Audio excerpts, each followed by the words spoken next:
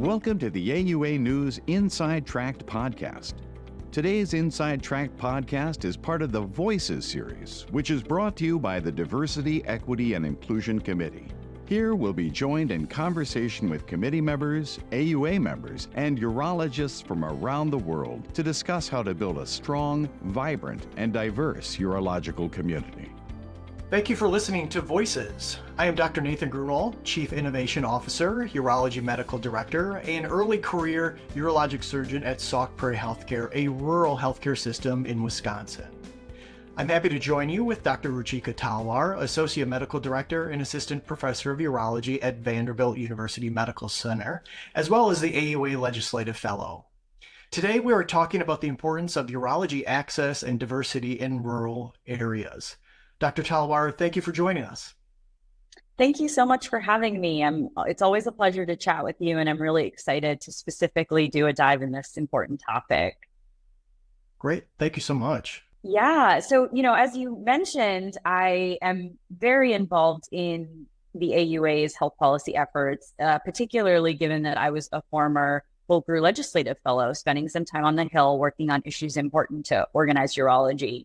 Excited for this conversation because I think there's been quite a bit of focus on the work that the organization and the AUA specifically has done to advance the number of urologists who are practicing in rural areas. It's a topic a lot of people have heard of legislative efforts that I know we're going to get into later on in this conversation.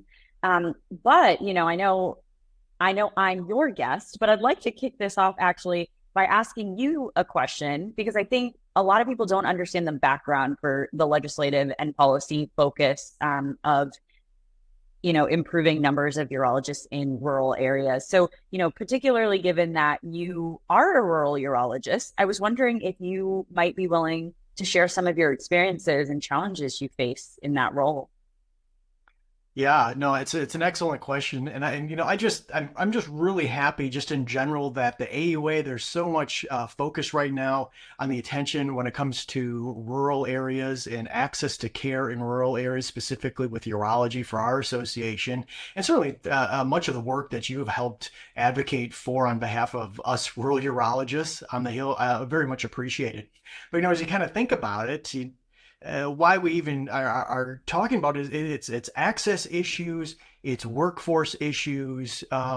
In 20% of the United States population approximately lives in a non-urban area. Meanwhile, 80% of the geography of the United States is represented by non-urban, or also known as rural areas.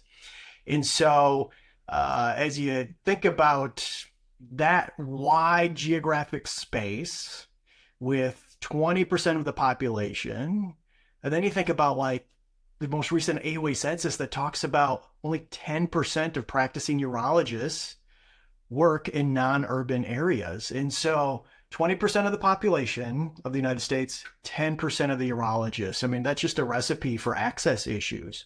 And so we see that in many cases in wait times to see a specialist and urologist. We see that in some of the research that shows individuals in rural America have more chronic diseases. When they present to a urologist, their disease can be more advanced, oncologic outcomes. So here I am, an early career urologist who grew up in rural America, who went through training and said, I like rural America, and I kind of want to work there. And there's not a lot of us around. There's certainly not. The population, even of those 10%, is skewed towards an older urologic or urologist. And so finding my way was a little more difficult as far as there wasn't a urologist where I ended up working at and where I'm at now. And so we had to start that process. But I loved, the number of years I lived and trained when I was in urban America, but at the end of the day, I really like the feel that I get in a rural sort of setting. Yeah, and what a joy to be able to provide specialty care to your community, that you get to give back to a community that didn't have access, if I heard you right, didn't even have access to a urologist before you got there. Yeah, I mean, it was like a lot of, I think, community access situations where a urologist would come out from the urban centers maybe once a week, maybe once a month in some cases if they're lucky, in some of these rural areas, and actually have an individual, but rarely would they do surgery locally in a rural setting.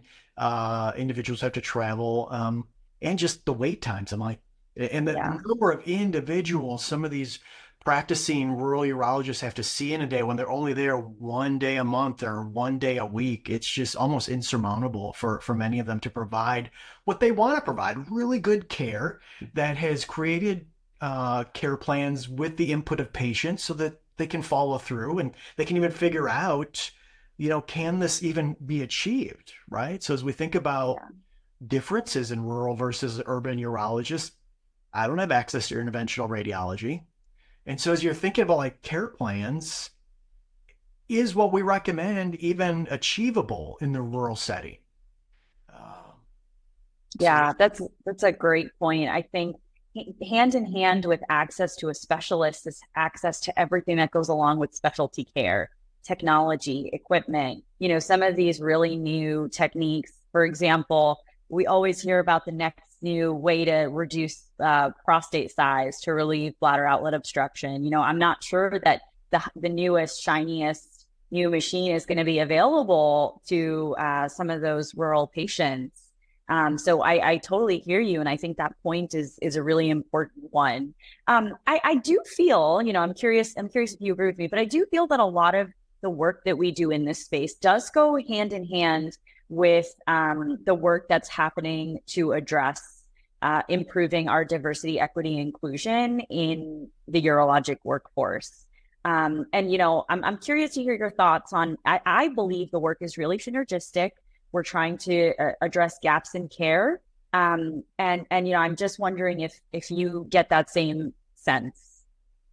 yeah, absolutely. It's an important piece of the overall puzzle, and how we're going to achieve a parity for our rural population. The Certainly within the Diversity, Equity, and Inclusivity Committee from the AUA, I represent the rural voice on that as one piece of the puzzle. And it is a real focus. How do we create opportunities for rural individuals to work through a tract where many of them, you're more likely to go back and work in a rural setting if you came from a rural setting. We have seen that in data in other areas beyond urology. And so viewing rural as an underrepresented population just in general, or, obvious ones that we see even from the DEI committee are like tribal nations. And, the number of urologists that come from tribal nations, super low, right? Yet we need urologists on tribal lands. That's a simple example of where DEI work is important to we need our urologic workforce to mirror our patient population. That's gender, that is gender identities, that's transgender care. It's all across the board, race, ethnicity. And we're certainly striving and we're working really hard. The AUA, I'm very confident and very pleased with the movement that is happening in that space. And the more we can highlight it, the better. And over the long term, we will do. Yeah, yeah, and there's so many efforts to try to narrow the gap, and you're absolutely right. We need the physicians who treat these patients. They need to mirror. They need to mirror them. We need to have people who understand specific cultural related issues, barriers to care that are unique to certain populations. And your example of needing urologists who are of Native American or tribal ethnicity, it's a great one. It's something honestly that I haven't actually heard talked about much in urology's efforts, but it's a really, really important point.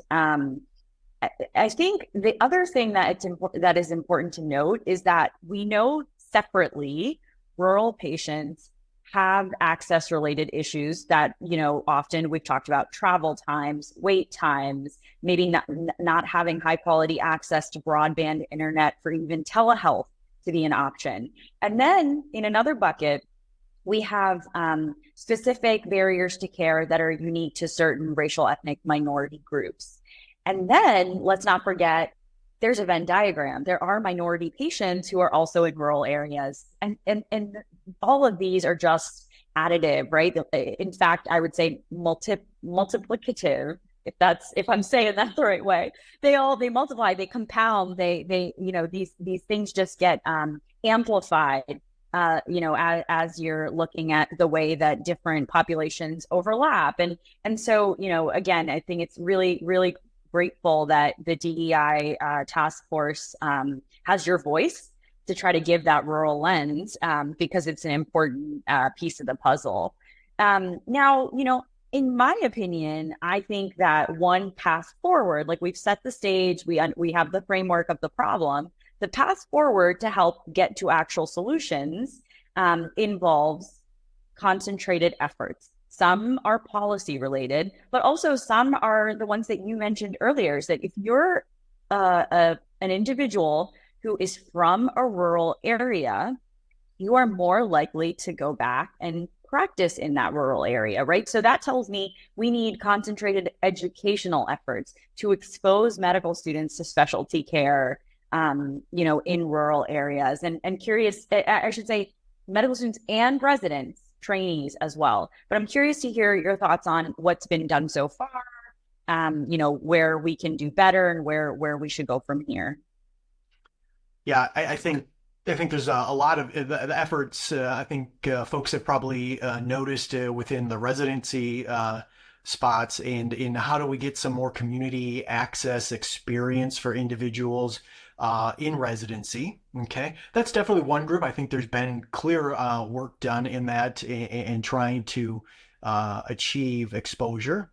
And then there's that prior level, the medical student level. Like, how do we even get them into urology, but also maybe with an interest in non-urban locations.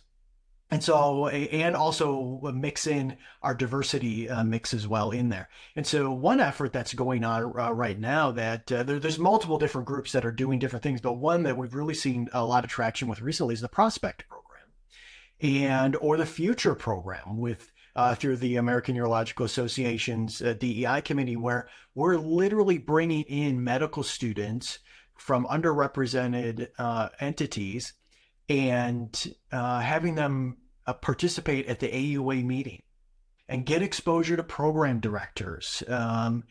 These are individuals who may have some interest. They're not guaranteed that they actually are going into urology, but they may have demonstrated, yeah, I do have an interest. Maybe, I don't know. What is this urology? How many students matriculated to medical school and knew about urology? It's pretty low, I suspect. Yeah. And so those programs are happening, but there's even some discussion now about how can we get in even earlier? Where can we achieve matriculation to medical school? So getting into individuals even in their undergraduate setting. It's all of that is in there. And it's just, as you said, a focused effort, and it's going to take time, but I'm so happy that we're even having this discussion today, because that's exactly where we need to be. Awareness will, we got to move people from the unaware stage to the aware stage. But one piece of that is in 10 years, the workforce is going to look very different. Just sheer numbers of of concerns of retirees in rural America is going to, I think, feel that even more, no doubt. And certainly collaboration amongst urban and rural urologists is going to have to amplify.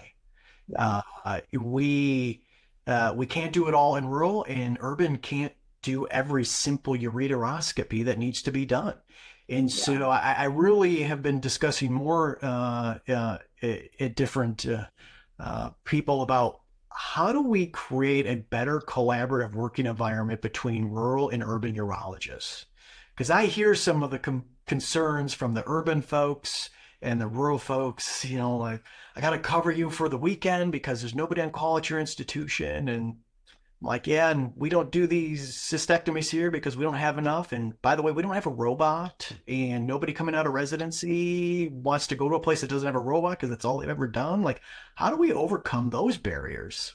There's a lot to work on, but we're having the conversations and moving the needle, I believe.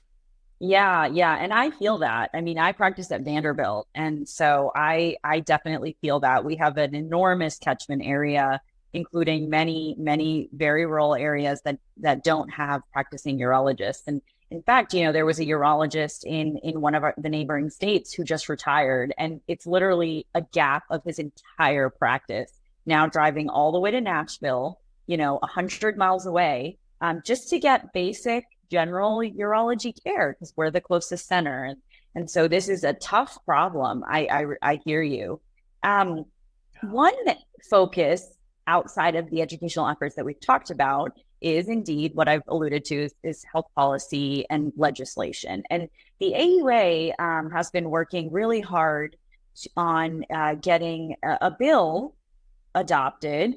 The bill is colloquially known as the SPARK Act, but that stands for Specialty Physicians Advancing Rural Care Act. And this bill, in a nutshell, would provide loan repayments up to a certain amount for specialty physicians who provide care in rural communities that have shortages of those specific fields. Urology being one of them. And it's an interesting concept because a lot of the work that's been done on a legislative scale has focused on primary care. And although there is a primary care shortage, of course, we're seeing a great need for urologists. So what are your thoughts on the SPARK Act? And do you think that this is one potential solution here? Yeah, I think it's part of a broad effort that, again, this is a puzzle that we have to fit multiple pieces together to get our final picture done. And I mean, you're talking about a $250,000 potential loan repayment for an individual practicing a specialty field in an underrepresented area in the United States, particularly in rural. And that's over 6 years. And so I think it's really helpful, right? We know that there's a lot of folks coming out of residency with huge loans. And if a barrier to having an individual try to work in a non-urban setting is the perceived notion that their remuneration is going to be better in urban, which isn't necessarily true for that matter.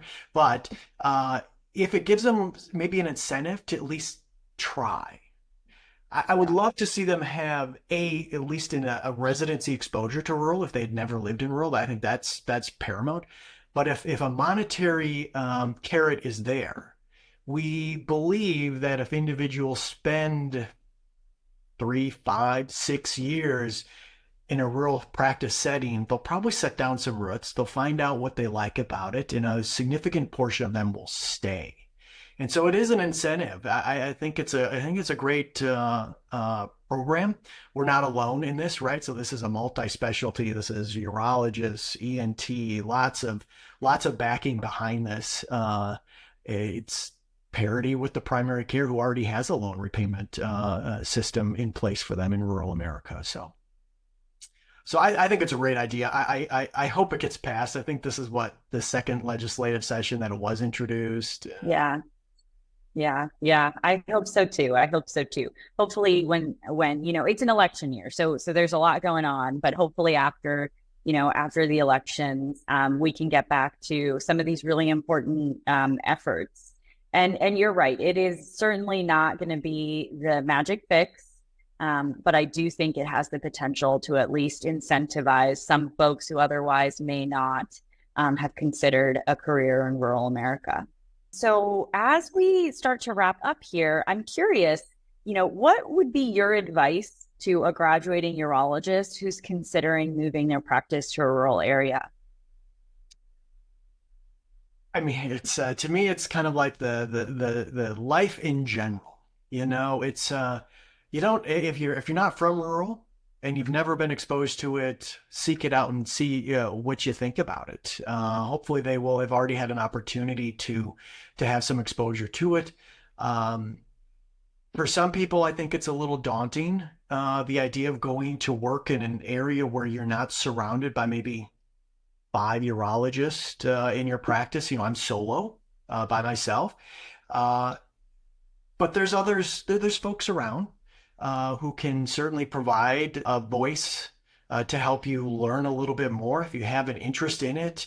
Most of us in rural are happy when somebody reaches out and says, hey, can you tell me more about what it's like to practice? How did you do it? Because much, even just like the academic folks, they're trying to, hey, well, I want to convince this resident to be a urologic oncologist, because I'm a urologic oncologist. I have the same passion for when somebody asks me about rural. And if they have any interest, I'm like, well, let me tell you. And then I want to find out what their, interests are in life. If you want to go to a place that generally shows, better air quality, lower crime rates, in some cases, a slower pace of life just in general, that's a lot of rural. And I think it's just exposure. I think people will appreciate it and bust through some of the myths that exist out there, no doubt. Yeah, absolutely. Let me tell you, you're almost convincing me to move out to rural America. That sounds lovely. Slow pace of life, no traffic, really, really safe area. That sounds great. Oh, I mean, this was a super fun chat. I really appreciate, the opportunity to engage on this issue with you. And like you've alluded to increase awareness about this super important workforce related issue for the broader urologic community. Yeah, I mean, thank you so much, Dr. Talwar, for joining us as well. You've done so much for the AUA, and I know you're going to continue to do great things for the AUA, and I'm just happy any chance I get to talk to you anytime. So I really appreciate it. And so I think with that, thank you for joining us. Stay tuned next month as we discuss Hispanic Heritage Month with Dr. Lourdes Guerros Rivera and Diana Londano. This has been Voices, an AUA News Inside Tract podcast, and is brought to you by the Diversity, Equity, and Inclusion Committee. For more information about the AUA's diversity, equity, and inclusion efforts, visit auanet.org/diversity.